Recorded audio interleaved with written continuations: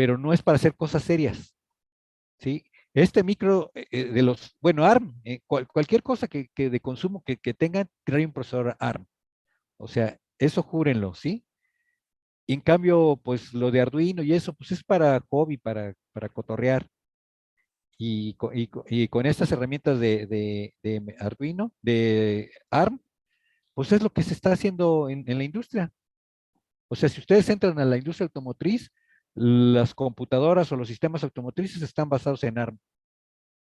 Entonces, pues nada más para que vean dónde andamos. Sí, bueno, creo que ya llegaron todos, ¿no? Vamos a empezar. Entonces, el último tema es las unidades y sistemas de memoria, ¿sí? Y vamos a ver aquí, pues las diferentes tipos de memoria. No sé si ustedes las conozcan, pero es importante que sepan porque pues, es un elemento fundamental de cualquier sistema basado en microprocesadores, ¿no?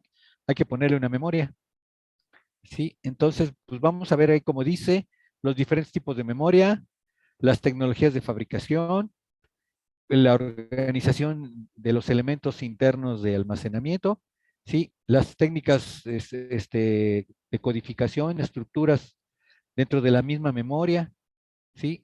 Entonces, todo eso lo vamos a ver ahorita. Bueno, a ver que están llegando dos personas. Bueno, entonces empezamos, ¿no? Bueno, las memorias son registros y cada registro de memoria, a ver, siguen llegando. Es una localidad de almacenamiento, ¿no? Y bueno, y cada localidad está identificada por una dirección. La unidad más básica de memoria pues sería un bit, ¿no? O sea, podemos almacenar un bit. Eh, de hecho, por ejemplo, las memorias USB, como son memorias seriales, de hecho, están organizadas de esa forma, en bloques de bits. A ver, siguen llegando aquí, compañeros. Bueno, el número de localidades puede variar en unos cuantos de memorias a cientos de miles en otras. De hecho, lo que les decía, ¿no? Entre más densidad o más espacio de almacenamiento tiene, la memoria es más lenta. Entre más rápida es la memoria, menos capacidad de almacenamiento tiene. ¿Sí? Sí lo habíamos platicado. Y bueno, de hecho, eso es parte de lo que hemos visto de las jerarquías de memoria. ¿Sí? Bueno, que cada localidad pueda acomodar uno o más bits. ¿Sí? De hecho, ahorita vamos a desmitificar otra cosa con respecto a las memorias. O sea, ¿ustedes creen bueno, todo está referido a la época romántica de los procesadores que eran de 8 bits, entonces todo el mundo habla de bytes y bytes y bytes y bytes, pero en la actualidad las memorias no están organizadas en bytes, aunque las miden en bytes. Es como ayer lo que les decía de los kilos, ¿no? O sea, en informática, pues los kilos son de 1024 y en el mundo real, pues los kilos son de 1000, ¿no? Entonces, aquí en este mundo te miden la capacidad en bytes, pero en realidad no están organizados en bytes. Y ahorita lo vamos a ver. Bueno, dice normalmente el número total de bits que puede almacenar es su capacidad, ¿no? De hecho, bueno, estrictamente deberíamos de hablar de las memorias en su capacidad de bits, pero generalmente, pues comercialmente las venden por su cantidad de bytes, ¿sí? Bueno, además que si lo contamos por bits, pues van a ser un montonal de bits, ¿sí? Entonces es más fácil contarlas por byte.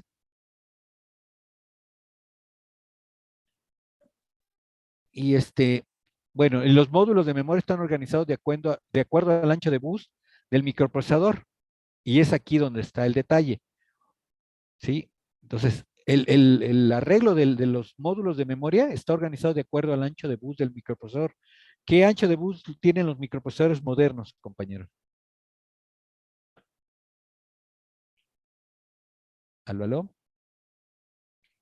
De 32. Sí, exacto, 32 bits. Entonces, es un error pensar que las memorias que te venden ahí de tantos megabytes estén organizadas en bytes. ¿Sí?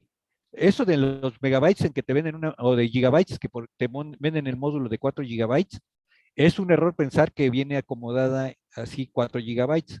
Esa es una forma errónea de pensar de que viene organizada así, ¿sí? Viene organizada de acuerdo al ancho del bus del procesador, que generalmente son de 32 bits, y ahora ya son de 64. De hecho, su computadora dice que es de 64 bits, entonces debe de ser organizada al ancho del bus, o sea que debe venir de 64 bits, ¿sí? Y bueno, si tengo 64 bits, ¿cuántos bytes son? Esa es una buena pregunta, compañeros. Y es muy fácil la respuesta, pero yo quiero oír la de ustedes. Perdón, profe, es que se me está Son cortando. 65.536, ¿no? No, No. no. Eso es 64K, pero además esos son un espacio de direccionamiento de 16 bits. No, tu ancho del bus de datos, ¿de qué tamaño es el bus de datos de tu laptop? Que dice ahí, que te dice Windows, dice que tu Windows es de cuántos bits. Si ven ahí, 4. 64. 64 64 bits, dice, ¿no? bits, son bits, ¿no? ¿A cuántos bytes equivale? ¿Cuántos bits tiene un byte? 8. 8. Y si tienes 64 bits, ¿cuántos bytes tienes? Es muy fácil. 64 por 8. 512. 4 No, por no, no, es 8. que no. 8. 8, exacto, 8. No es una multiplicación, es una división. Ah, sí, cierto, sí, sí, sí. Sí. Sí, me Sí, acuerdo, me acuerdo. 64 entre 8 pues son 8 bytes. Entonces, el arreglo, como están organizadas las memorias, es, tú accesas 8 bytes a la vez. No sé si me explico. O sea, cuando tú haces un acceso a la memoria, tú en realidad accesas 8 bytes al mismo tiempo. Sí, profe, está claro. ¿Sí, sí, sí está claro? Sí. Entonces, esa es la forma en que está organizado. Bueno, de hecho, y luego aquí viene el tipo de memoria. Pero creo que me estoy adelantando. Mejor ahorita vamos a ver eso y vamos a avanzar aquí porque pero sí me estoy adelantando. Pero ahorita vamos a llegar a ese punto, ¿no? Bueno, dice el elemento de almacenamiento es llamado una celda, ¿sí? Depende el tipo de memoria, pero la celda más típica son los flip-flops o capacitores. Sí, los flip-flops se utilizan para memorias estáticas y los capacitores para memorias dinámicas. No sé si eso ya lo habíamos comentado o ya lo sabían. Y en el caso de memorias de más capacidad y permanentes, pues se usa polvo ferromagnético. Y en la época así cavernaria de las mainframes, era un toroide de ferrita. Sí, imagínense una donita de ferrita que la atravesaban dos alambritos, que se ponían una malla, era como una malla. Entonces era un hilo que iba vertical y el otro que iba horizontal. Y entonces por uno pasabas una corriente y entonces inducía ahí una carga magnética en la ferrita, que quedaba inducida la ferrita, y con el otro hilo que era perpendicular leías qué carga tenía y entonces era tu memoria. Sí, eran las memorias ferromagnéticas se conocían. Sí, No, no las después, conocí, profe. ¿mandé? No las llegué a conocer. ¿Como qué dices? Perdón, es que estoy conectado en el internet de la escuela y me escuchan. Es que se oye muy entrecortado tu Bueno, les decía, los toroides, bueno, en el toroide, en la donita de ferrita, que eran muy chiquitas, eran muy chiquitas, este, y era atravesada por dos hilos, uno horizontal y otro vertical. Entonces, por uno, hacías pasar una corriente en un sentido, entonces el toroide se imantaba o se le formaba un campo magnético en un sentido, y con el otro hilo, pues leías en qué sentido estaba induciendo la corriente, ¿sí? Y si cambiabas de sentido la corriente en el hilo con el que escribías, pues el toroide se inducía con el campo magnético contrario.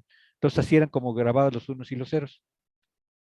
Sí, y eran unas mallas. De hecho, en la escuela hace tiempo todavía llegué a ver esas tarjetas de memoria de ferrita. Y bueno, después el polvo ferromagnético, que es el que tienen los disquetes o los discos duros, es un polvo ferromagnético muy fino, que pues allí se inducen campos magnéticos, ¿no? Entonces lo que hace la cabeza es leer la polaridad del campo magnético. Y bueno, entonces, bueno, el polvo depositado por unidad de área son las celdas que tiene el disco duro. Bueno, aprendas esta, que es la clasificación de las memorias de semiconductores, ¿sí? Entonces, tenemos las memorias de acceso aleatorio y las memorias de desplazamiento, o sea, de corrimiento, ¿no? Entonces, por un lado, las de acceso aleatorio, que son la mayoría o las más conocidas, tenemos las memorias volátiles, que son las RAM, y las no volátiles, que son memorias que su contenido queda guardado, aunque se retire la corriente, ¿sí? Entonces, por el lado de las memorias volátiles, donde están las RAM, tenemos las RAM estáticas y las dinámicas, ¿no? Las estáticas son las que usan flip-flops como elemento de almacenamiento y las dinámicas son las que usan capacitores. Por el lado de las no volátiles, generalmente el elemento bueno, en las ROMs, el elemento era un diodo que para programarlo, o sea, siempre estaba en conducción los diodos y la programación consistía en quemar el diodo. O sea, hacías pasar mucha corriente por el diodo y se supone que se abría el diodo y se quemaba el diodo y se abría, entonces esa celda ya le habías programado un 1, ¿no? ¿Sí? Y bueno, esas ROM, y bueno, las ROM generalmente las programabas el fabricante, o sea, tú le mandabas al que fabricaba la memoria, le decías, mira, esta es la máscara, de hecho era una máscara, y él la programaba y así estaba. Por eso eran de solo lectura, porque ya venían programadas de fábrica. Las PROM eran las programables por el usuario, eran ROM programables por el usuario. Entonces, esas eran las que eran a base de diodos o transistores, sí, que les hacías pasar mucha corriente y los quemabas, los abrías como si fueran fusibles, ¿sí? De hecho, ese era el principio, o sea, que el elemento semiconductor que servía como celda era un transistor o un diodo que le hacías pasar un exceso de corriente y lo quemabas, lo abrías como si fuera un fusible, ¿no? Y luego vinieron las memorias EPROM, que eran eléctricamente, no, eran borrables con luz ultravioleta, las EPROM. O sea, las programabas, bueno, en este caso el elemento el transistor que servía de elemento de programación, tenía un transistor que se llama, bueno, tenía la tecnología Flotox, que sería bueno que investigaran qué es la tecnología Flotox. Era un transistor de efecto de campo con, este, con puerta flotante. Entonces se formaba una especie de capacitor y se quedaba ahí como cargado cargado ese capacitor y hacía que el transistor siempre estuviera en conducción. Y para regresar el conductor a corte, le ponías luz ultravioleta y entonces la luz ultravioleta hacía que se escaparan los electrones y ya volvía a su estado original, ¿sí? Y luego vinieron las EEPROM, que son las eléctricamente borrables, ¿sí? Y bueno, hasta aquí las memorias ROM o PROM o lo que sea, eran memorias, digamos que de acceso rápido, pero de programación lenta. O sea, programar una memoria, una ROM, una PROM, una EEPROM, tomaba mucho más tiempo que el tiempo que tomaba leerlas. Entonces eran comparativamente pues lentas en su escritura que en su lectura.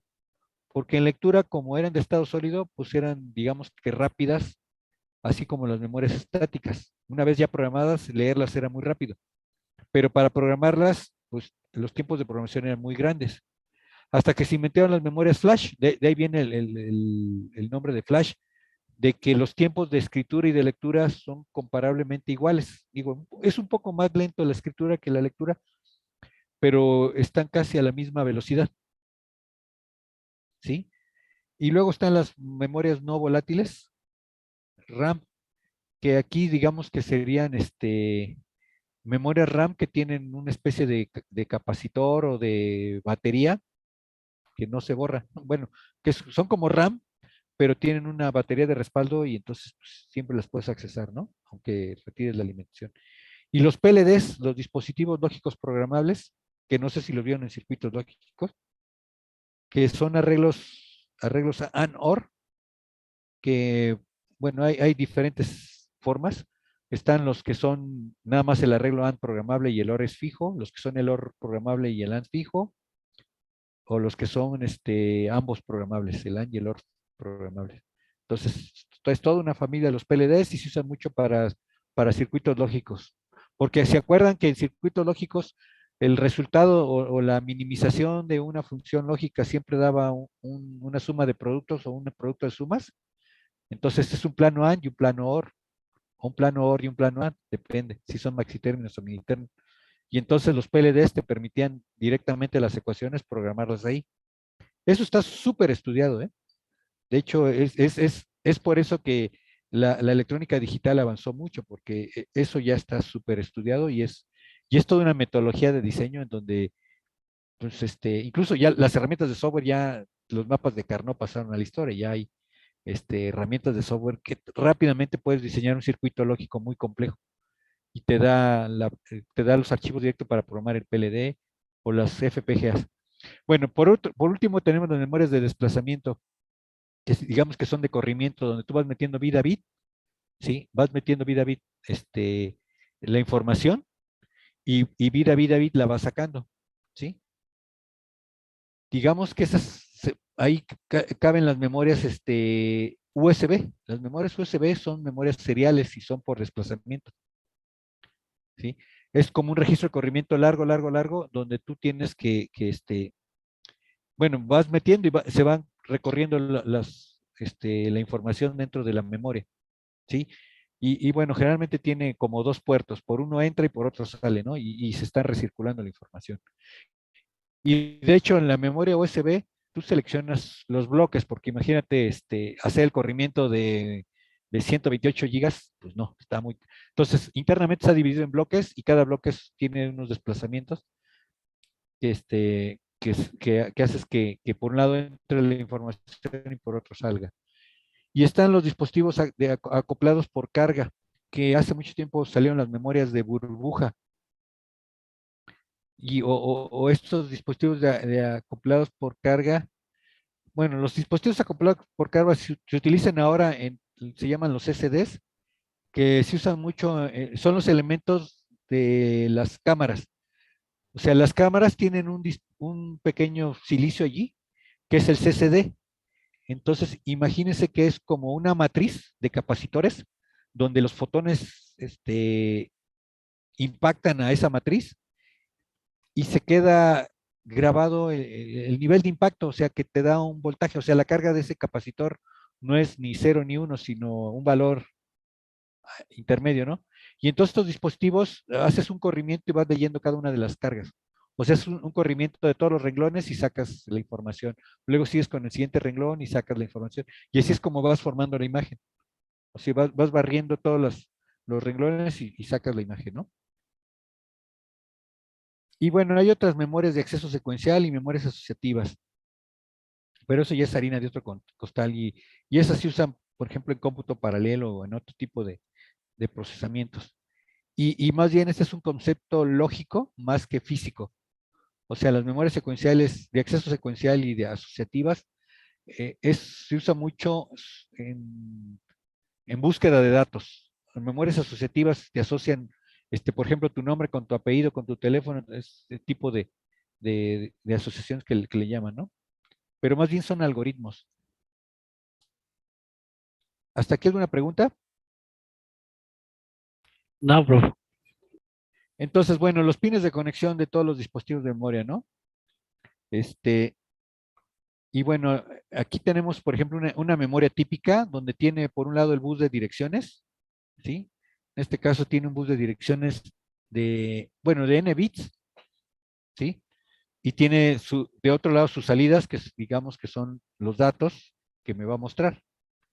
Y tiene señales de control, por ejemplo, tiene el chip select, porque podemos tener muchos módulos de memoria, pero solo vamos a poder leer uno a la vez. Entonces, con el chip select seleccionas el módulo que tú quieres leer, ¿no?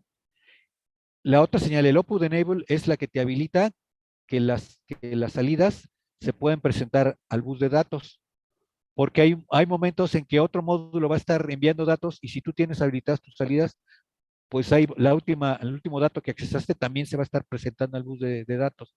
Entonces, tú lo que no quieres es que haya como choque de datos en el mismo bus. ¿Sí me explicó? Entonces, el Output Enable controla la salida de la unidad de memoria. Y la última señal de control es el Write Enable, ¿no? La señal RW o Write Enable, que es la que te permite escribir. Y entonces, y como ven, todas están activas en bajo. Entonces, cuando es 0, puedes escribir a la memoria. Cuando es 1, la puedes leer. Sí, y cuando la puedes leer, también entra el chip select. O sea, para poder escribir, leer o escribir, tiene que estar seleccionado el chip select. Entonces, siempre para seleccionar el módulo, tiene que estar habilitado el chip select. Ya después puedes hacer lo que quieras, ¿no? Si no está seleccionado el chip select, las otras señales, no pasa nada. Aunque pongas direcciones o quieras leer datos, no va a haber nada porque no está seleccionado el chip. Entonces, seleccionas el chip select con una señal en bajo. Si vas a leer, habilita su salida el Output Enable. Si no vas a leer, pues la deshabilitas, pues ahí pones un 1. Y con la señal de Write Enable, si la pones en 0, puedes escribir a la memoria. Y así es como guardas. Bueno, selecciona la dirección y luego le mandas el dato. ¿Sí quedó claro, Sí, profe. compañeros? Profe, ¿Sí quedó claro cómo están los dispositivos de memoria? Sí, profe. Bueno, entonces dice que aquí hay 4 dispositivos, tipos de memoria más común, ¿no? La ROM, que es de solo lectura, una memoria de escritura eléctrica, sí, que es la que serían las EEPROM y las EEPROM. Les decía que son con pulsos eléctricos como las programas. Sí. La diferencia entre la EEPROM y la EEPROM es que tiene también un pulso para borrarlas. La EEPROM tiene un pulso para borrarlas. Por eso es eléctricamente borrable. La EEPROM se borra a través del uso ultravioleta. Bueno, a ustedes no les tocó la época romántica de los borradores de EEPROMs, que era un tubo del uso ultravioleta que las metías un ratito allí y en 20 minutos las sacabas y se supone que ya estaba borrada. Por eso los tiempos de programación eran muy largos. Bueno, las memorias flash, que digamos que es una memoria EEPROM super mejorada, que los tiempos de borrado y de lectura y escritura son comparables. Luego están las memorias estáticas RAM, que es a base de registros, y las memorias dinámicas, ¿no? Entonces, las memorias dinámicas es a base de capacitores. ¿Sí? Y bueno, las memorias RAM, pues son de lectura-escritura, ¿sí? Y bueno, y las memorias ROM, pues son básicamente de lectura, aunque bueno, las flash se pueden considerar como memorias RAM. Algunos las consideran como memoria RAM porque las puedes leer y escribir, porque los tiempos de lectura y escritura son comparables. Bueno, ¿hasta aquí alguna pregunta? No, profesor. no, profe. Bueno, las memorias de solo escritura siempre permanentemente tendrán almacenados los programas, ¿no? Pase lo que pase, ahí van a estar los programas, ¿no? Sí, o a menos que las borres, por ejemplo, las EEPROM, pues si las ponías un buen rato a la luz del sol, a lo mejor sí se borraban. Sí, bueno, y es por eso que son memorias no volátiles. Y bueno, las memorias ROM, pues se compraban al fabricante o tú le dabas lo que querías que se programara en la ROM y el fabricante cuando las fabricaba, la última capa que es la de los contactos, ahí es donde se hacía la programación. ¿Sí? Las memorias EEPROM pues, se programaban con pulsos eléctricos y se borraban con luz ultravioleta. Y bueno, aquí las memorias flash les llaman también memorias RMM, ¿no? Leídas múltiples veces, ¿no? Sí. Bueno, algunas variantes de las memorias flash son las EEPROM, las ERROM y las no volátiles RAM, ¿no? Y bueno, ya ahí ya tenemos que ver, según el fabricante, cómo considera sus memorias flash. De hecho, las memorias EEPROM, aunque son borrables eléctricamente, son lentas de borrar y y de escribir, ¿sí? Entonces, y por eso les decía que las memorias flash, los tiempos de borrado y escritura son rápidos, por eso son flash.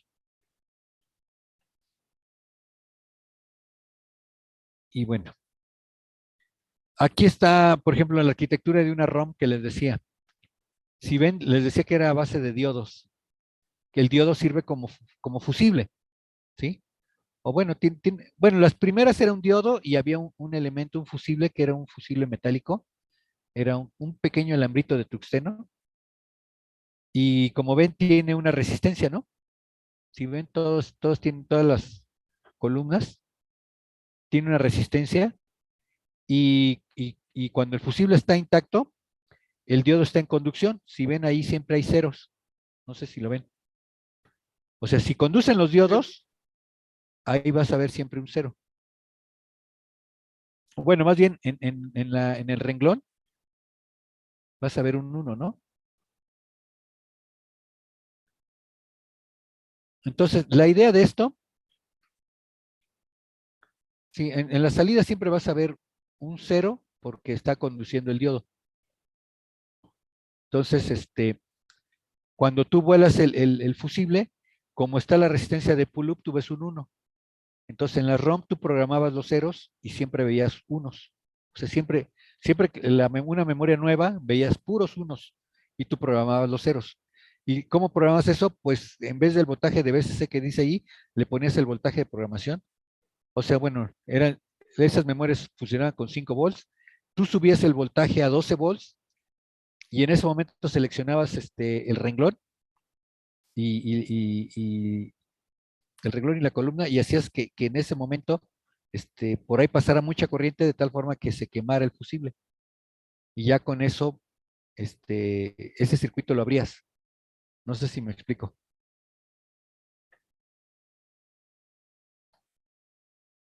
¿Sí lo ven? Entonces, esa es la forma en que se programaban estas memorias. Bueno, espero que haya quedado claro cómo se programaban las memorias ROM. Sí, profe. Bueno, y aquí es una memoria muy sencilla que tiene dos direcciones, ¿no? Digo, porque si no sería un rollo ver ahí todo el arreglo, ¿no? Entonces, como les decía, la salida del decodificador se activa en bajo y entonces cada salida de datos va a dar un 0 si el diodo está conectado, ¿sí? Y bueno, la salida está disponible cuando se habilita la señal de Open Enable. Bueno, si quieren nos regresamos para que lo vean.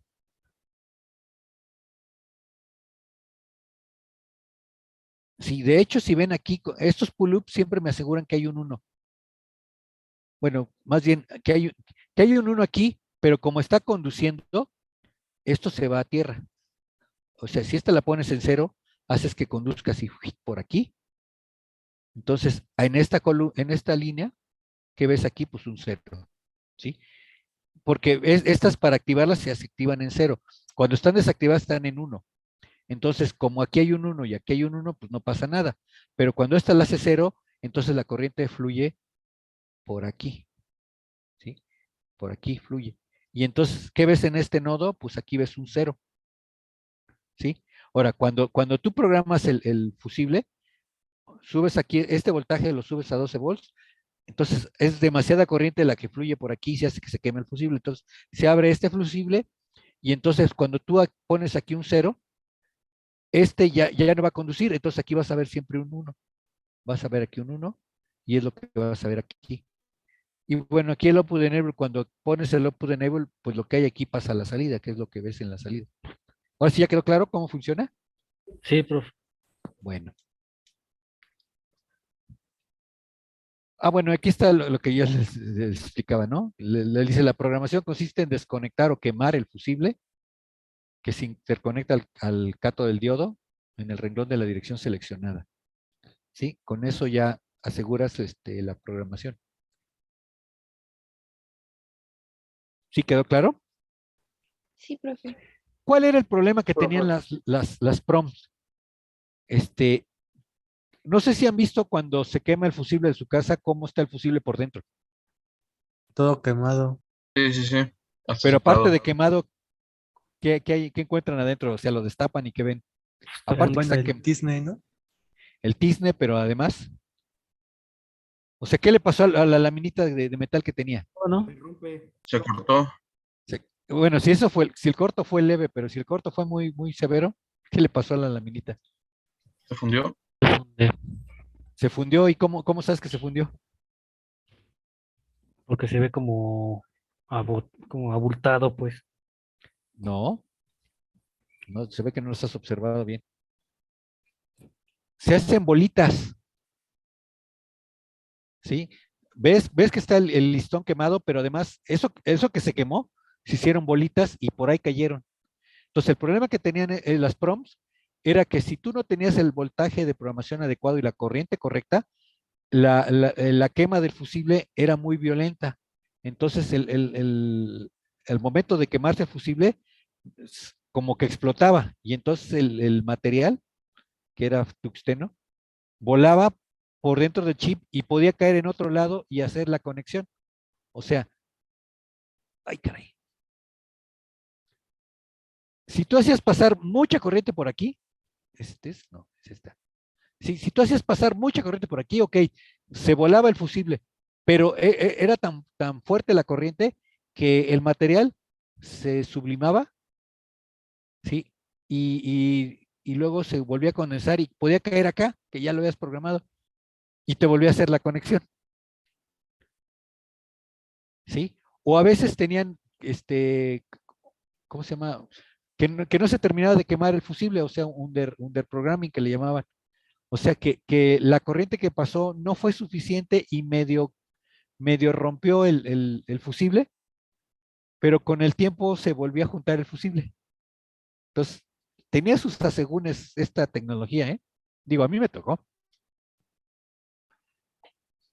Y entonces, bueno, aquí está la tabla de cómo se podrían ver las localidades en la dirección 00. Ah, bueno, tenemos que verlo, ¿no? Pero aquí está lo que les decía. Vamos a ver. Miren, se supone que la dirección 00 se programó, se quemó, se quemó y se quemó, y o sea, se quemaron estos dos y estos dos, ¿no? Vamos a ver si es cierto. Entonces, si ven, sí es cierto, ¿no? Oh. Si ven, se quemó, se quemó, se quemó y se quemó. Los demás quedaron intactos, ¿no? Entonces, aquí yo tengo que ver un 1, aquí un 0, un 1, un 0, 0, 1, 0, 1. Y si ven, eso es lo que tenemos. Y bueno, si vemos las demás, pues ahí está lo que se programó. Entonces, como ven, yo programo los unos, ¿sí? Y bueno, siempre vienen con ceros y yo programo los unos. ¿Sí quedó claro? Sí, profesor. Sí. Bueno. Actualmente las ROMs ya no utilizan diodos, utilizan transistores MOS en vez de diodos. Entonces, digamos que ahora se vería así. Y si ven, este es un truco. Este transistor, ¿qué creen que simboliza? ¿Sí ven cómo está?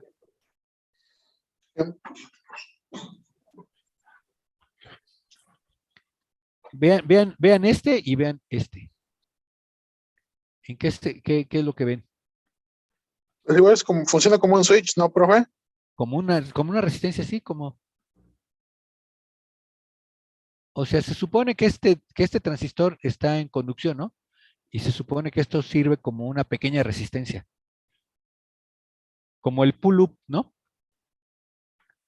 Sí.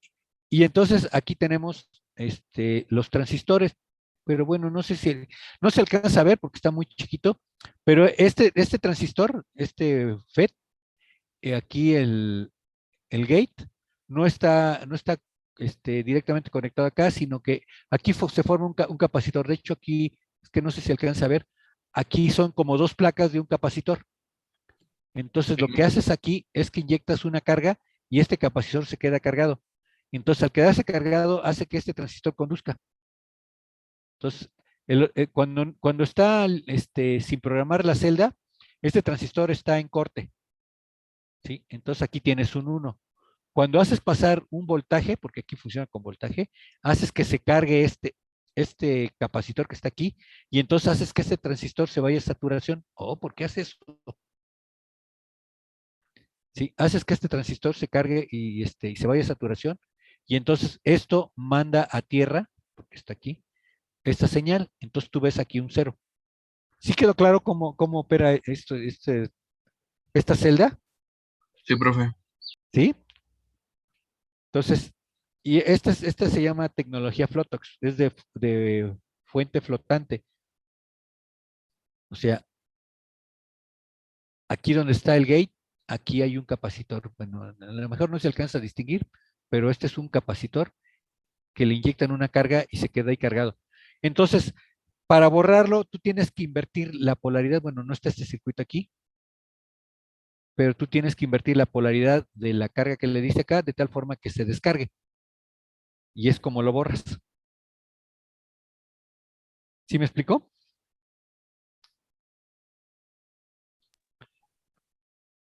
Y bueno, ya, hasta ahí. Ahora vamos con las memorias caché. Bueno, hasta lo anterior, ¿alguna pregunta? ¿Sí quedó claro cómo funcionan las memorias ROM? Sí, profe. Sí, ROM. profe. Bueno, vamos a ver lo de la memoria caché. Ya habíamos visto un poco de eso, pero vamos a ahondar un poquito, ¿no? O sea, la memoria caché lo que tiene es que es una memoria sumamente rápida, que trabaja más o menos a la misma velocidad que el procesador. Sí, y es una memoria intermedia entre la memoria principal y el CPU, de tal forma que el CPU le ahorra el tiempo de ir a buscar los datos a la memoria principal, porque puede haber tráfico, puede haber muchas cosas que retarden su operación, ¿no? Entonces, lo que hace la memoria caché es que copia un pedazo de la memoria principal a la caché y el CPU es la que accede y desde ahí toma los datos, ¿no? Y bueno, la memoria caché también se le conoce como memoria de acceso rápido, ¿no? Sí, y bueno, creo que ya todo eso lo dije. Bueno, el concepto de caché y de memoria caché puede variar, depende de qué estemos hablando. La caché del disco, o sea, un disco duro tiene una memoria caché. Entonces, de tal forma que la caché del disco duro es igual a una memoria caché, pero en la cual tú vas a guardar una porción del disco duro, de los datos que están en el disco duro, en el supuesto de que si tú accesas un sector del disco duro, seguramente vas a accesar el siguiente sector y el siguiente sector. Entonces, para evitarte eso de que voy por ese sector y luego la siguiente vez voy por el otro cacho del sector, entonces, de una vez cuando tú accesas al disco duro, se trae un bloque de sectores y los pone en la caché del disco. De tal forma que cuando tú vuelves a accesar el disco duro, esa información ya está en la caché y no está en la superficie del disco. ¿Sí queda claro?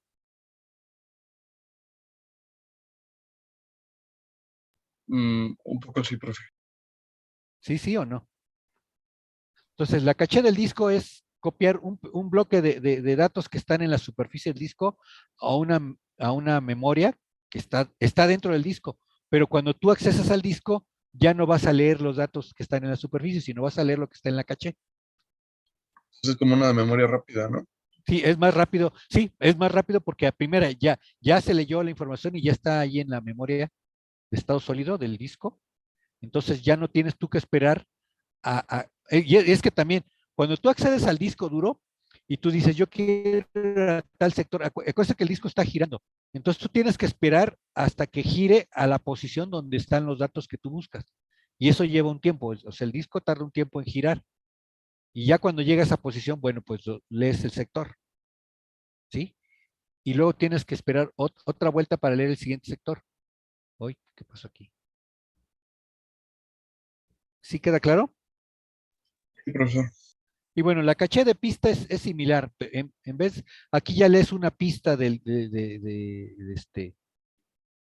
la memoria, ¿no? Y bueno, dice que estas se usan en supercomputadoras. Y la caché de la web, pues es cuando tú accedes a una página web, tú te traes pues, toda la página web para que no la andes ahí yendo a internet por ella, ¿no? Cuando tú accedes por primera vez a la página web, te traes toda la página web a tu computadora, la guarda ahí en el disco duro, de tal forma que cuando tú sigas viendo la página, ya no lo estás viendo en internet, sino ya está en tu computadora. ¿Sí queda claro esta parte?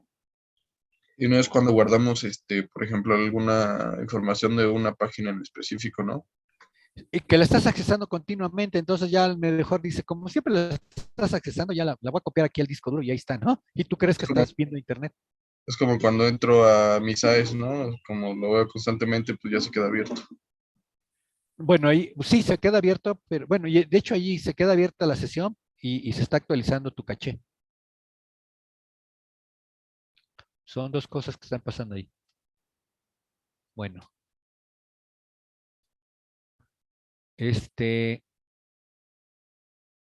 bueno, ¿cómo funciona? Pues ya saben, vamos, leemos y nos traemos un pedazo y lo dejamos ahí, ¿no? Se copia un pedazo de tal forma que siempre esté disponible ya en la caché, para no tener que ir a la memoria donde le estás solicitando, ¿no? Y estás accediendo a la copia, no al original. Claro que te ahorras tiempo porque ya no tienes que hacer todo el proceso de ir a buscar la información y traerla, ¿no? Ya está allí. Lo que yo les digo que es muy importante es la consistencia de datos. O sea, porque puede pasar cualquier cosa en que ya no es ya lo que tu copia que tú tienes ya no es la original. ¿Sí me explico? Porque ya cambió la información en la memoria original. ¿Sí? Y eso se llama consistencia de datos. No sé, por ejemplo, cuando ustedes están viendo una página en internet y por alguna razón su máquina la mandan ¿cómo se llama? A suspensión o a reposo, ¿sí? Y pasa tiempo y luego la reanudan, eh, de repente, pues como que la página se saca de onda porque seguramente ya cambió la información que estaba en la página web y ya no es consistente, ¿no? No sé si les ha pasado eso. De hecho, pasa en el SAES. A mí me pasa cuando yo estoy calificando y pasa mucho tiempo porque estoy revisando qué calificación voy a poner. Cuando vuelvo a accesar al SAES, ya me sacó de la sesión. O sea, aunque se quedó la pantalla donde estoy viendo dónde poner las calificaciones, cuando quiero poner la calificación me dice que mi sesión ya expiró y que vuelve a entrar. Entonces es porque lo que tenía yo en memoria caché y me da un tiempo el servidor para que yo esté actualizando esa memoria. Si pasa mucho tiempo, cierra la sesión. Bueno, pero eso es otra cosa. Digo, ¿hasta aquí alguna pregunta? No, profe, vamos bien. Bueno, entonces la caché, pues hay niveles en el procesador, ¿no? Entonces, bueno, la caché de nivel uno dice que es la más rápida y que está muy cerca de la unidad central de procesamiento, muy cerca de los registros, de tal forma que es la memoria caché más rápida que hay porque está a ese nivel, ¿no? Sí, digamos que es la principal. Y de hecho, básicamente, esa siempre está dentro del procesador porque es ahí donde llega cualquier cosa que traes de la memoria, ahí se pone primero en la caché y después ya se distribuye internamente en el CPU. ¿Sí? Está a nivel de los registros. ¿Sí? Dice, es el tipo más rápido y la más costosa. La más costosa porque tiene que ser rápida. Y bueno, la caché de nivel 2 pues, es para utilizar memoria recientemente visitada. Entonces, sí, ahí es cuando haces una copia de tu memoria principal y la guardas allí en la caché de nivel 2. De tal forma que, además, bueno, la caché de nivel 1 su capacidad es muy pequeña. Entonces, cuando ya la vacías, va y consulta la caché de nivel 2 y se trae un pedacito chiquito. ¿Sí? Y así va trayendo pedacitos chiquitos de la caché nivel 2 hasta que también vacías la caché nivel 2. ¿Sí? Entonces, bueno, la caché de nivel 2 está diseñada para reducir el tiempo de acceso a la memoria principal, ¿no? Y bueno, aquí vienen los problemas de que yo les decía, en la caché tú puedes leer y escribir. Bueno, cuando lees, pues no hay problema. El problema es cuando tú escribes, porque tú escribes a la caché de nivel 2 pero la información que tiene la caché de nivel 2 no necesariamente es la misma que está en la memoria RAM. Entonces hay que como que actualizar, ¿no? Entonces ahí empieza lo de la inconsistencia de datos. ¿Sí? Entonces, bueno, pues no sé si hasta aquí alguna duda. Creo que eso ya lo habíamos platicado. Pero bueno, ¿qué dicen? No, profe, ninguna duda. Bueno, entonces, bueno, ya es como redundante esto, ¿no? La memoria de nivel 2 es un poco más grande que la nivel uno, es un poco más lenta, pero no tan lenta, sí es rápida, tiene más capacidad, ¿sí? Dice, la memoria de caché de nivel 2 es la más unificada porque se usa para almacenar datos e instrucciones de los programas. Sí, pues es que ahí está intermedia, ¿sí?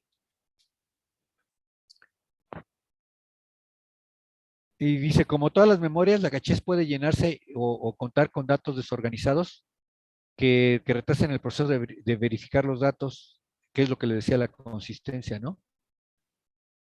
Entonces, es muy importante tener un mecanismo para la consistencia de los datos. Entonces, y esto también, si no tienes un mecanismo, también esto puede alentar a la máquina porque debe haber algoritmos de verificación de que los datos que estás leyendo deben ser correctos. Sí, entonces, bueno, pues todo eso tiene, ¿no? Y bueno, la caché, bueno, siempre tiene una manera de borrarla para liberar espacio. Pero le pasa lo mismo que al pipeline. O sea, tú puedes decirle al sistema operativo que te libere la caché. De hecho, cuando ustedes cierran un programa, el programa generalmente es el código se está ejecutando en la caché. Sí, lo que más estás usando, lo que más estás procesando, está en la caché, no está en la memoria RAM. Cuando ustedes cierran el programa, en ese momento también libera la caché, porque pues todo, donde tenía el código del programa o de su aplicación, en ese momento se libera, entonces se borra la caché. ¿Sí queda claro? Y bueno, aquí está el esquema. ¿Cómo ven? Y entonces, bueno, la caché tiene una forma de actualizarse, ¿no? Dice que por bloques o líneas. O sea, tú lees un rango de direcciones, digamos una línea, y la copias en la caché. A lo mejor ese bloque que copiaste pertenece a un proceso que está siendo el CPU, pero tú puedes, en la memoria caché, tú puedes cargar varios bloques con diferentes cosas. O sea, puedes tener un bloque donde esté el código, otro bloque donde estén los datos y otro bloque donde estén los resultados que está dando la CPU. De tal forma que todos están en la caché, pero cada uno tiene como su espacio dentro de la caché. No sé si me explico, compañeros. Sí, profesor, estamos aquí. Sí, bueno. Bueno, y dice que la caché externa al procesador se conoce como caché nivel 3, ¿no?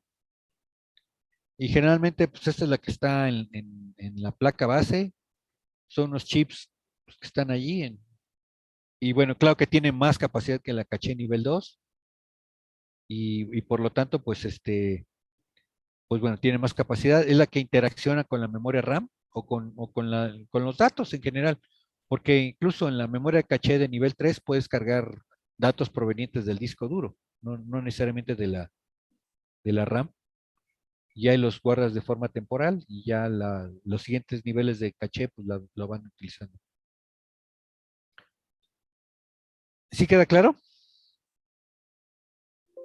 Sí, profe. Bueno, entonces ya bueno, la política de admisión de la caché, ¿no? Entonces, como decíamos, la caché es una pequeña memoria y rápida que se interpone entre el CPU y la memoria principal. La idea es que esta memoria es más rápida que la RAM. Este, la idea es mantener aquellas zonas de la memoria principal que la estamos usando más, en vez de ir por ellas a la memoria RAM, copiamos un bloque y la tenemos ahí disponible, ¿no? Eh, y bueno, dice que esto es posible a la propiedad de la localidad de referencia de los programas. Entonces, generalmente los programas leen un bloque de direcciones. Entonces, eso es lo que nosotros prevenimos, ¿no? O sea, leemos el bloque completo y lo cachamos en la caché, de tal forma que generalmente mi programa, como está en secuencia, pues yo voy siguiendo la secuencia de localidades de memoria. ¿Sí?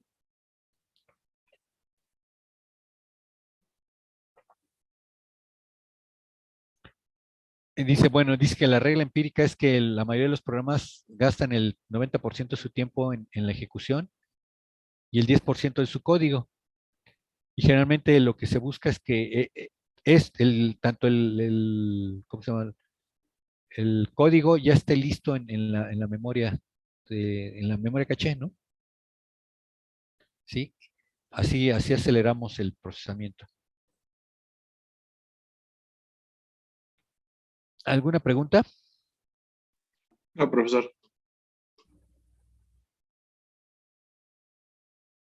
Bueno, dice aquí que las localidades de referencia en la caché pueden ser localidades temporales o localidades espaciales, ¿no? Las temporales son las que se acceden recientemente y que tienen alta probabilidad de volverse a ser accedidas. Por ejemplo, bueno, acuérdense que en la memoria, en la caché, yo copio mi código, ¿no? Y generalmente, pues ahí está el código que voy ejecutando secuencialmente. Y por ejemplo, si casualmente mi código dice que yo tengo que hacer un lazo, ¿sí? Voy a estar ejecutando esas mismas localidades, porque como es un lazo, vuelvo a leer y a releer el mismo código, entonces tengo alta probabilidad de ser accedidas en un futuro cercano, ¿no? Porque yo estoy haciendo un lazo, estoy volviendo a leer las mismas instrucciones durante el tiempo que dure el lazo, ¿no? Sí entienden el concepto de localidad temporal, que ahí está localizado mi programa temporalmente, ahí está todo.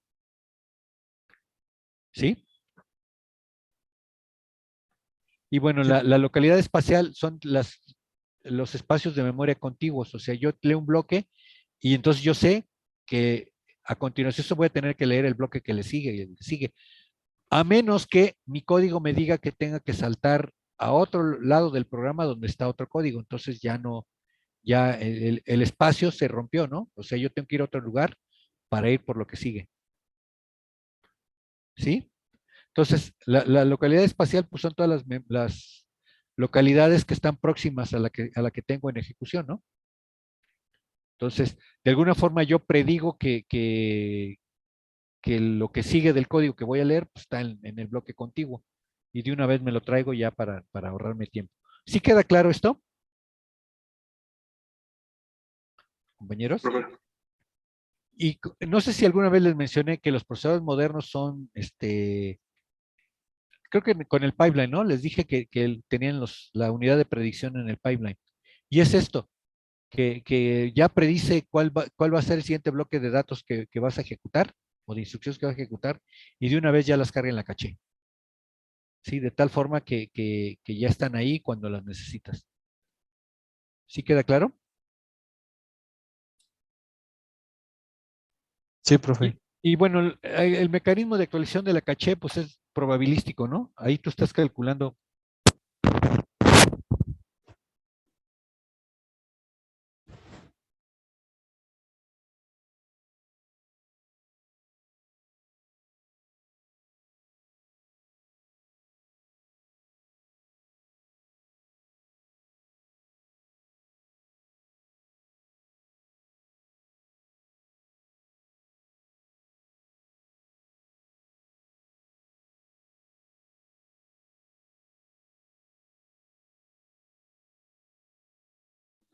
Profe, no se escucha su micro.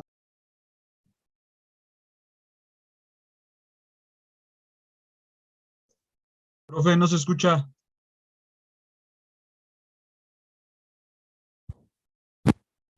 Profe, ¿sí está hablando? Ya, ¿verdad? Sí, ya. Sí, no sé por qué se apagó. Les decía que algo que tiene la memoria caché, que les decía que tiene un controlador de memoria caché.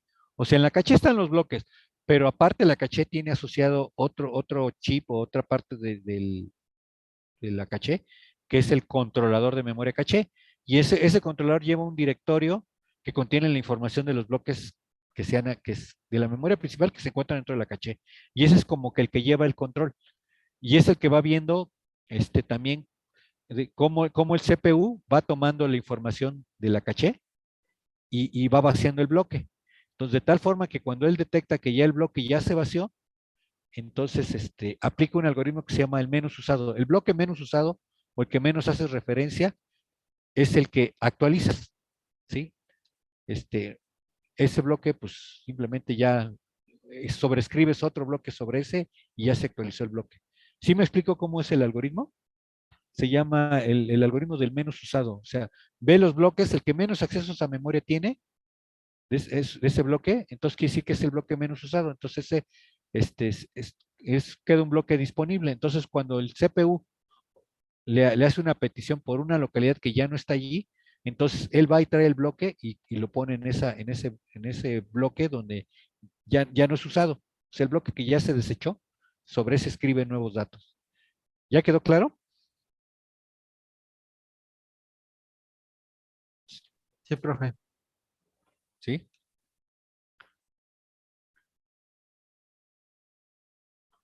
Bueno, Sí, profe. entonces aquí está cómo se hacen el mecanismo. ¿Sí? Entonces, tienes tu dirección de memoria, ¿sí? Entonces, ahí está cómo divides los bloques. Puedes traer bloques de memoria y los cargas en la memoria caché. Y como les decía, tiene el controlador, lleva el directorio que te dice qué bloques están, en dónde están.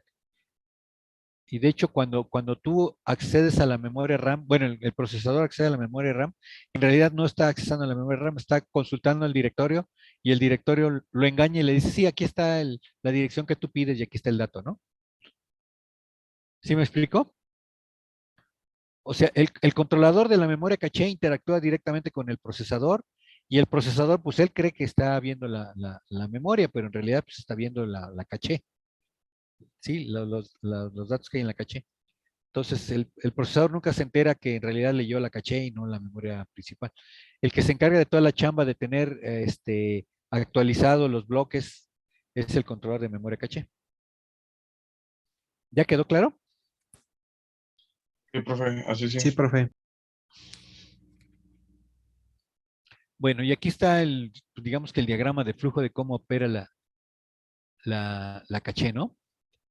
Entonces dice que recibe la información física de la CPU, o sea, la CPU genera la dirección y el controlador de caché ve si esta dirección está dentro del bloque de la caché. Si está, pues lee el contenido y se lo manda por el bus de datos y le dice al CPU, pues ahí está el dato que tú querías, ¿no? Si no está ese bloque de datos que está pidiendo el CPU, entonces dice que falló, entonces hace un acceso a la memoria principal y se trae el bloque, ¿sí?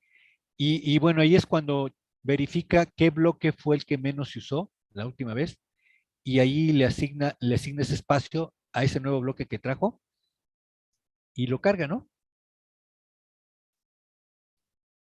Y bueno, ya una vez cargado, pues ya el CPU lo ve.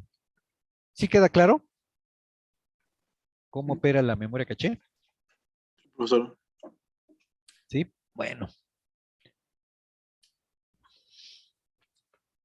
Y bueno, le llaman ellos cuando el procesador encuentra o consulta el directorio de la memoria caché y encuentra lo que quería, dice que tuvo un hit, o sea que sí tuvo un acierto, que sí lo encontró, ¿no?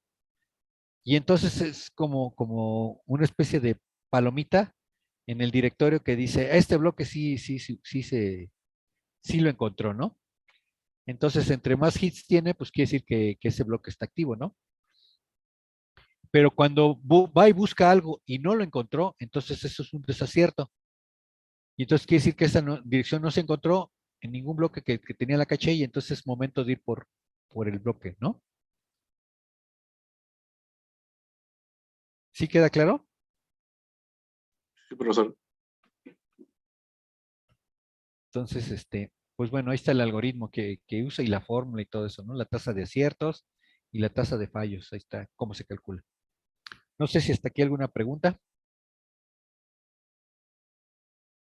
Ah, por mi parte no, profe. Bueno. Bueno, otra cosa que tiene la memoria caché, pues es la función de correspondencia, ¿no? El algoritmo de sustitución y la política de escritura. Sí, entonces, pues la función de correspondencia es que, pues las líneas, ¿no? O sea, cada vez que tú solicitas un bloque o una línea de la memoria caché, pues es que la encuentre, ¿no?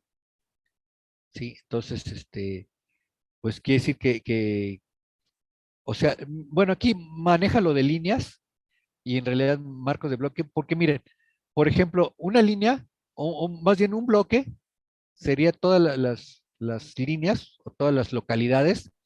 Por ejemplo, si yo tengo la dirección 100, mi bloque iría de la 100 a la 110, por ejemplo, ¿no? Entonces, en ese bloque está la 101, la 2, la 3, la 104, la 105, sí, hasta llegar a la 110. ¿Sí? Entonces, esas serían mis líneas que están en el bloque. ¿Sí me explico? Entonces, si yo ya sé que tengo la dirección 100, yo ya sé que hay una correspondencia de la dirección 100 con todas las que le corresponden a ese bloque. ¿Sí me explico? Entonces, de tal forma que ya sabes que si está cargada tu base en la dirección 100, van a estar, es posible que estén todas las demás localidades que parten de la 100. ¿Sí me explico? Dentro del tamaño del bloque, porque tú defines también el tamaño del bloque. Según yo me acuerdo, en la 486, el bloque de la memoria caché era de 8K. O sea, tú tenías, la memoria caché era de 64K, pero tú tenías internamente bloques de 8K.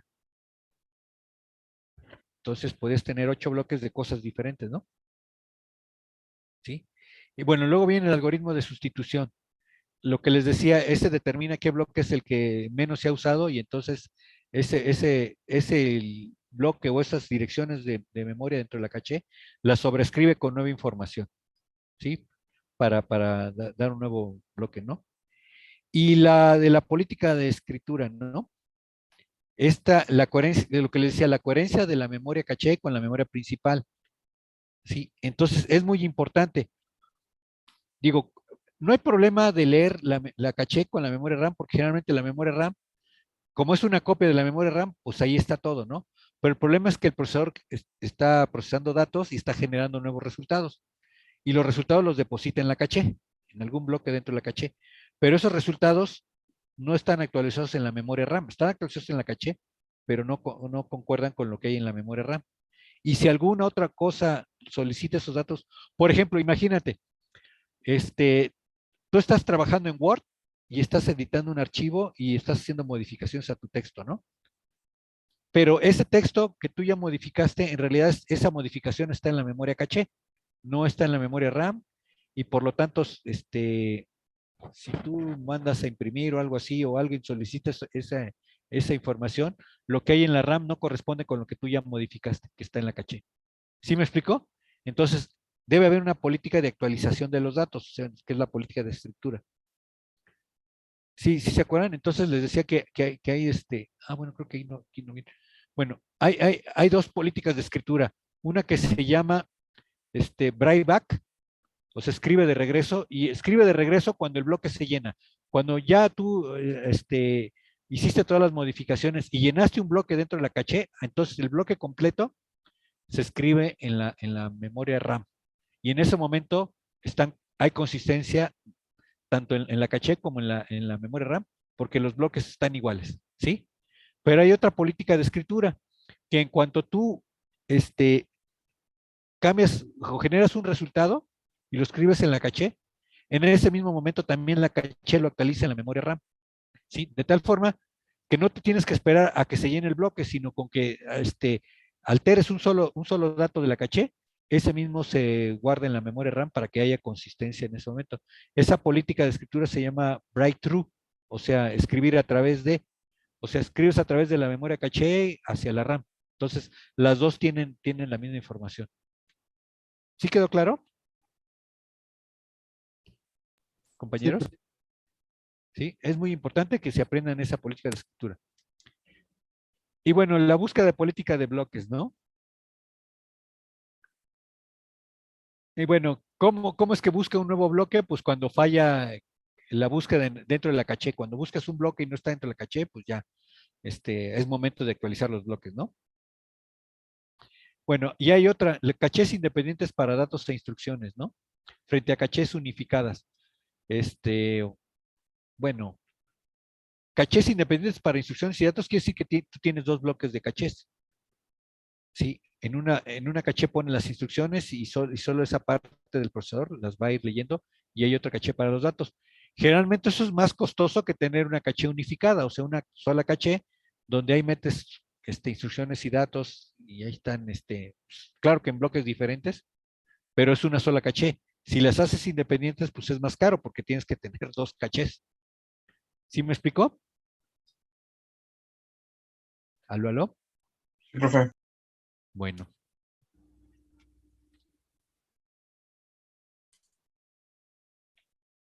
Bueno, entonces aquí hay tres funciones de correspondencia para ubicar un bloque en la memoria principal, ¿no? La directa es que yo directamente solicito una dirección y la traigo y la pongo esos datos en la caché, ¿no? Y la asociativa es que yo asocio que aparte del dato que yo tengo, requiere otros datos que van a ir ligados a esta. Por ejemplo, bueno, las memorias asociativas funcionan como esas agendas donde das tu nombre, tu dirección, tu teléfono. Entonces, son datos asociados, porque en cuanto tú das tu nombre, pues asocia de que tú tienes un teléfono y tienes una dirección, tienes estos otros datos. Entonces, va asociando y entonces lo que hace es, el algoritmo es que si tú pediste el nombre, seguramente lo que vas a pedir después es el teléfono. Entonces, la memoria caché ya, antes de que lo pidas, va a la memoria, lo busca y ya lo tiene allí. ¿Sí me explico? Sí, claro. ¿Sí? Y la asociativa por conjuntos, bueno, pues es cuando sí ya son asociados por bloques de datos, ¿no? Por ejemplo, ¿qué puede ser? Ay, no se me viene un ejemplo de. Pero bueno, son ya conjuntos de informaciones que están asociados con una cosa, ¿no? Por ejemplo, no sé, llevar el control de los recibos de la luz de todo el año, ¿no? O sea, si tú estás consultando, o de los gastos de la casa, que es la luz, el teléfono, todo eso, mes por mes. Entonces, asocia todo eso por un conjunto, o sea, todo el año ya te mete ahí todo, la luz, el teléfono y el gas de todo el año, ¿no? ¿Sí? Dice, en el primer caso, pues generalmente te traes un bloque, o bueno, vas y buscas lo que tú quieres y te traes el bloque y ahí lo tienes, ¿no? Y casualmente, pues nada más es un bloque donde está la directiva o lo que tú pediste, ahí está, ¿sí? En las asociativas, pues generalmente es un poco más complejo porque, bueno, tienes que traer bloques de cada una de las partes que estás asociando, ¿no? ¿Sí me explico?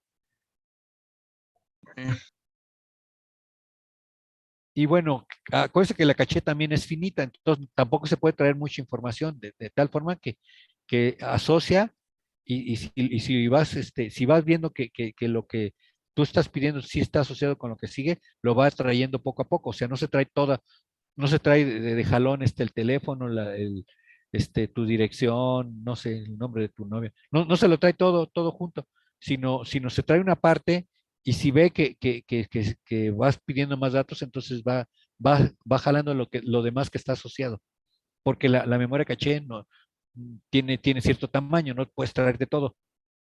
¿Sí me explicó? Y bueno, la asociativa, como dice ahí, es un compromiso entre las otras, ¿no? ¿Sí?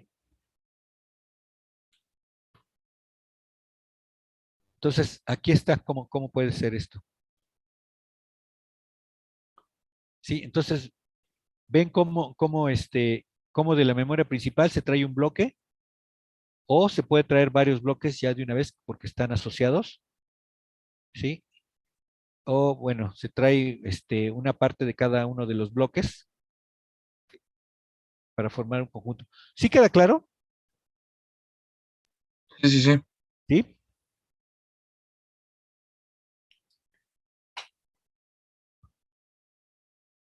Bueno, aquí ya es como más rollo esto de cómo funciona internamente, de cuándo se cumple la relación, de si encuentra lo que está buscando dentro del bloque. Pero bueno, acuérdense que un bloque también tiene cierto número de localidades. Entonces, aunque el bloque o lo que tú vayas a traer, por ejemplo, todo el código para procesar algo, no te lo traes todo porque pues, no cabría en la caché. Entonces tú te vas trayendo pedacitos de ese código y lo dejas en un bloque. Entonces lo que estás ahí supervisando tú es que siempre esté lo que tú quieres dentro del bloque. Entonces de tal forma que cuando ya veas que se va a terminar el bloque, puedes ir por el siguiente cacho del bloque. ¿Sí me explico? O sea, la idea es que siempre la caché tenga la información que requiere el procesador sin que tenga que esperar a que tú la actualices. Porque, bueno, la caché tiene un proceso en que si no está el bloque en la caché, pues tiene que ir a la RAM por ese cacho, copiarlo y cargarlo. Y eso ya implica tiempo. ¿Sí me explico? Y bueno, lo que se trata es que hacer esa chamba cuando el procesador está ocupado trabajando. O sea, de tal forma que cuando el procesador está ocupando, ejecutando el código, tú haces esa chamba de actualizar tus bloques y cuando el procesador te va y te pregunta, oye, la siguiente instrucción ya la tienes allí. ¿Sí me explico? Sí, sí, sí. ¿Sí?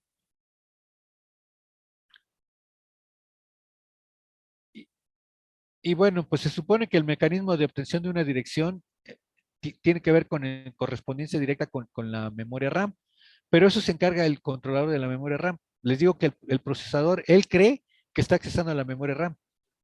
O sea, él genera su dirección, el controlador de memoria caché verifica si esa dirección está dentro de los bloques que tiene.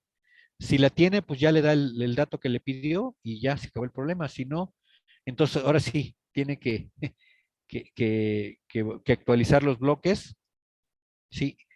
Y bueno, de hecho, en los procesadores modernos, esta función de ir por la siguiente instrucción, de hecho, por eso, no sé si se acuerdan que los procesadores tienen el PC, el Program Counter, y dice, el Program Counter siempre apunta a la siguiente instrucción a ejecutar, de tal forma que la caché o el controlador de caché ya sabe cuál va a ser la siguiente dirección a ejecutar. O sea, no tiene que esperarse hasta que él solicite la instrucción para saber qué dirección es la que sigue. Como el PC siempre apunta a la siguiente, la caché ya sabe qué es lo que va a seguir a continuación. Sí, de tal forma que de esa forma el controlador de caché se da cuenta si lo que le vas a pedir está dentro del bloque de la caché o hay que irlo a buscar a la memoria RAM. Y entonces si es así, le da tiempo de ir por ello y ponerlo en la caché. ¿Sí queda claro? Sí, profe. Sí.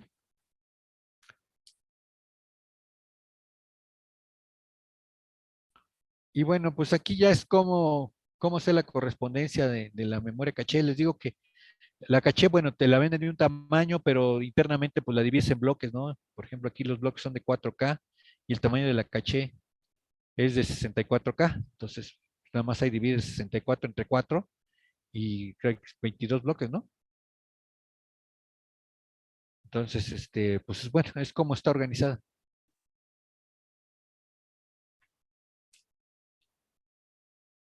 ¿Preguntas?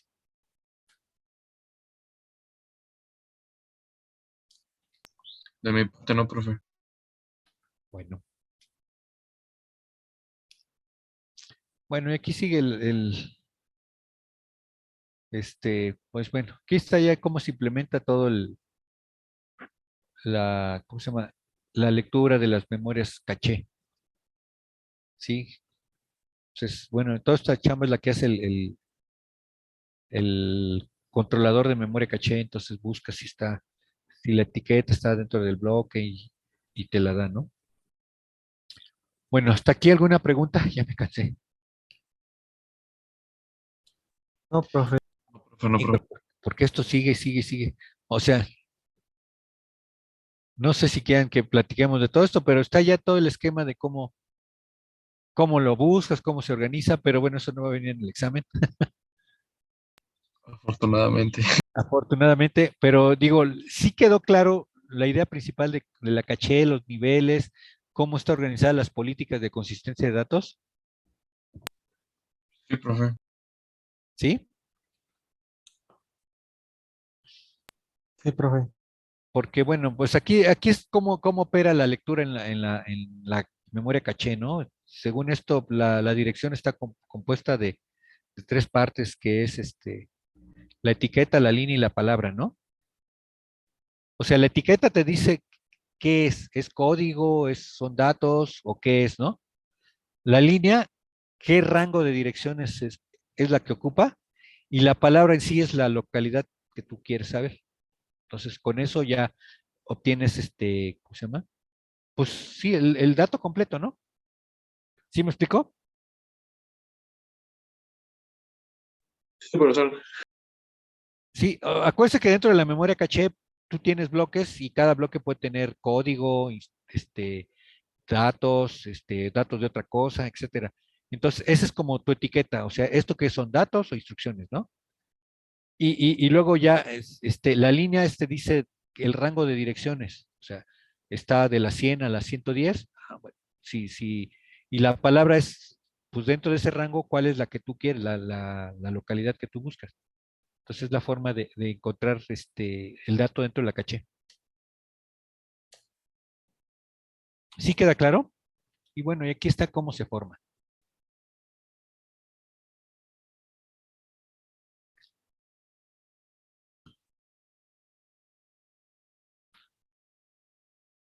Entonces, bueno, y bueno, ahí también la memoria principal la mapea de tal forma que también dentro de la memoria principal sepa dónde están los datos, dónde están las instrucciones, ¿sí?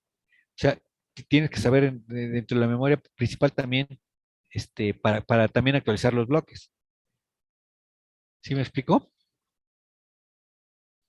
Sí, sí.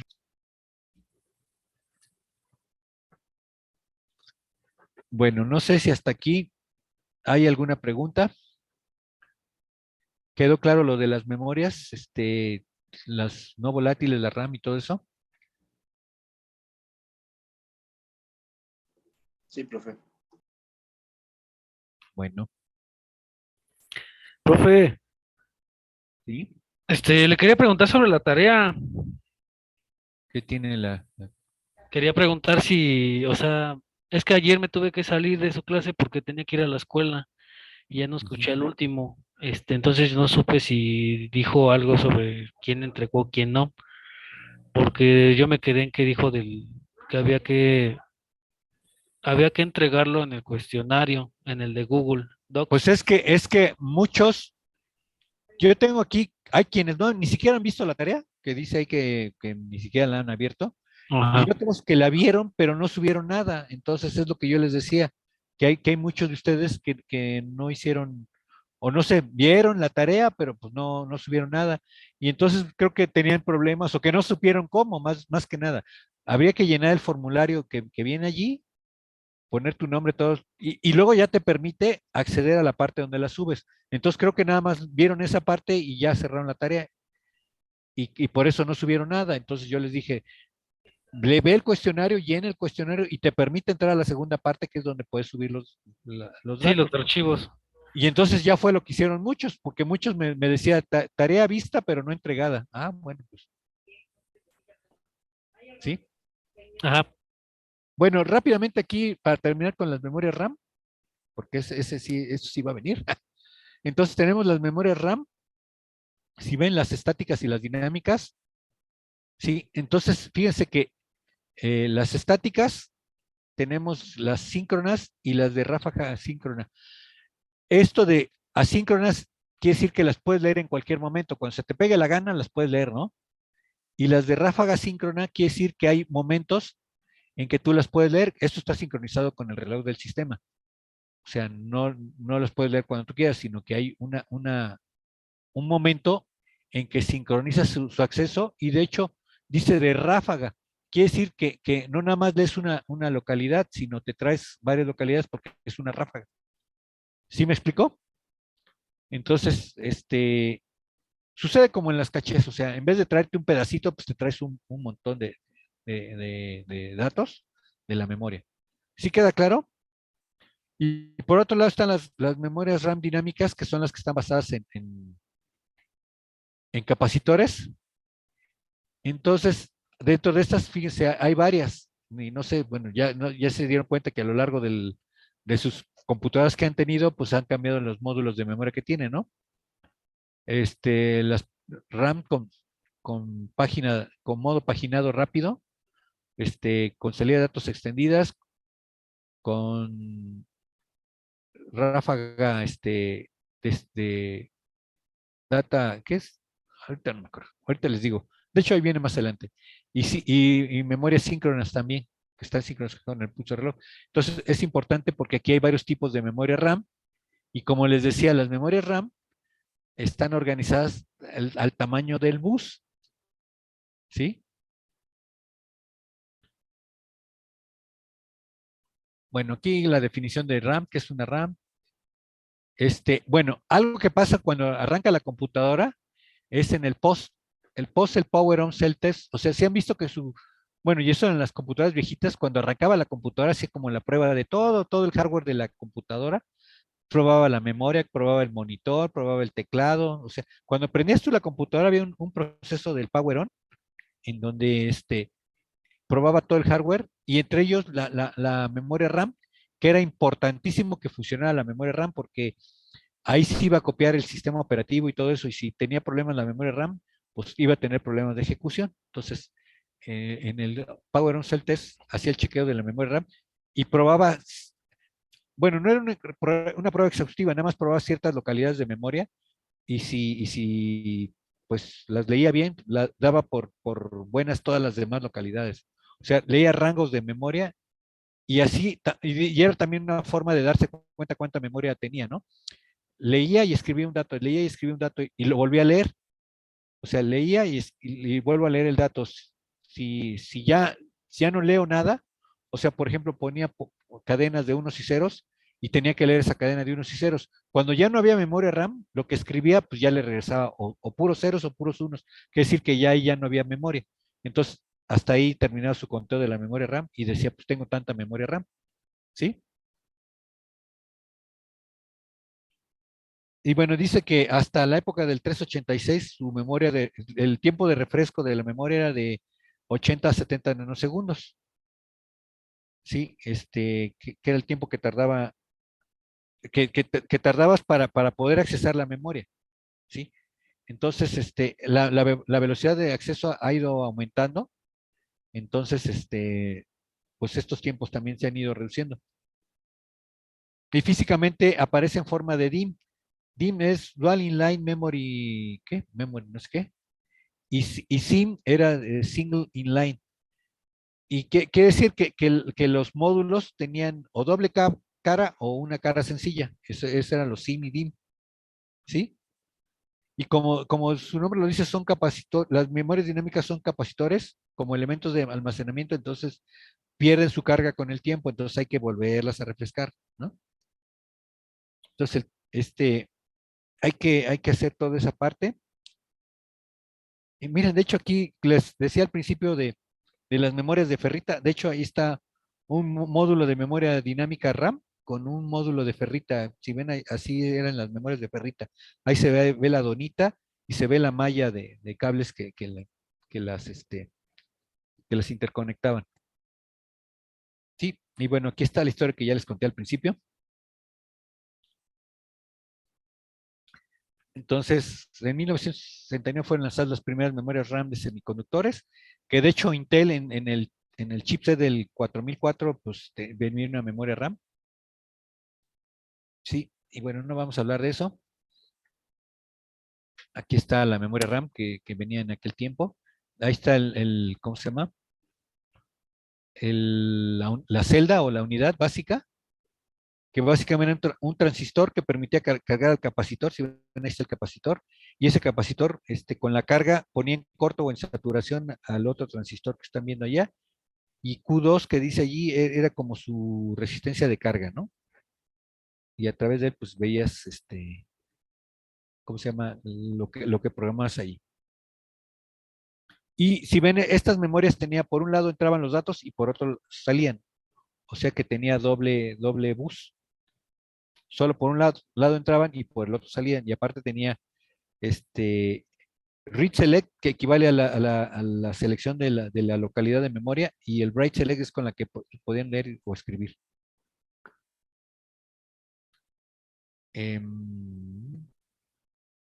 Bueno, es que quiero. Bueno. Así se veían las computadoras antes. Vean, todos esos chips que se ven allí eran la memoria RAM. Poco compleja. Pues sí. De hecho, en la IBM PC tenía un montón de zócalos para que tú pudieras poner la memoria RAM y nadie la ponía porque era muy cara. En aquel tiempo era carísimo. Esta tarjeta costaría era muy cara porque pues, ya tener todos los chips de memoria ahí, ya eso era muy caro. Y además no eran muy grandes las memorias, eran de 4K por 8. Las más grandes eran 64K por 8. Y esas costaban una lanísima. Generalmente eran de 4K por 8. Sí, entonces, bueno, aquí el primer empaque es el zip, que es Profe. single EU. Disculpe, ¿podría ya salirme? Es que ya inicio mi otra clase en Bueno. estos momentos. Bueno, pues ahora sí que van a tener que investigar qué es SIMDIM y cómo funcionan las memorias dinámicas, porque aquí está. Esto es a lo que quería llegar. Entonces, Véanlo siga. por última vez porque ya tengo aquí el otro grupo.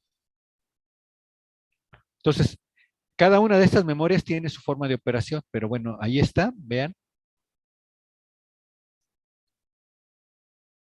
Sí, y bueno, lo que les quiero decir de las memorias, estas EDO, SSD-RAM y DDR y de esas, si ven ahí la diferencia son los pines, y quiere decir que en las DDRs están arregladas para el bus de datos de las computadoras, o sea, las DDR creo que eran de 16 bits, aunque, por ejemplo, si eran de 4 gigas, en realidad esos 4 gigas, pues nada más divídenlos entre 2, porque te las venden por bytes.